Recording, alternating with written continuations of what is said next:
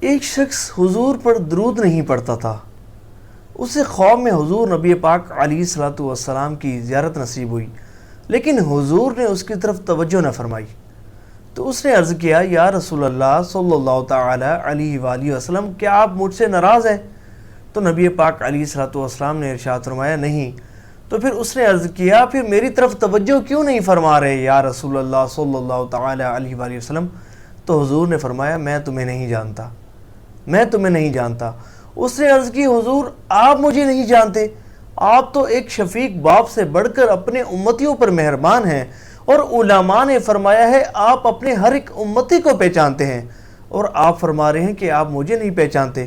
تو نبی پاک علیہ الصلوۃ والسلام نے ارشاد فرمایا، بے شک علماء نے ٹھیک کہا، لیکن تم نے مجھ پر درود بھیج کر اپنی توجہ میری طرف نہیں دلائی۔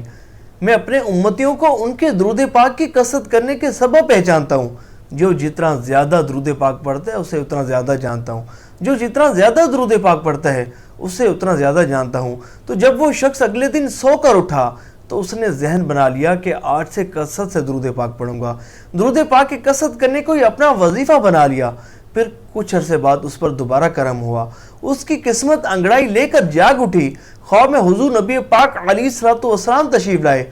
حضور نے فرمایا، اب میں تمہیں جانتا بھی ہوں اور بروز قیامت تمہاری شفاعت بھی کروں گا۔ سبحان اللہ۔ اے عاشقان رسول، بے شک درود پاک کی کثرت کرنے والا بڑا ہی خوش بخت ہے، بڑا ہی خوش نصیب ہے۔ اور درود پاک کی کثرت یہ وہ مبارک وظیفہ ہے جو نبی پاک علیہ الصلوۃ والسلام کی خاص توجہ حاصل کرنے کا ذریعہ ہے۔ یہ وہ مبارک وظیفہ ہے جو نبی پاک علیہ الصلوۃ والسلام کے خاص غلاموں میں شامل ہونے کا وظیفہ ہے۔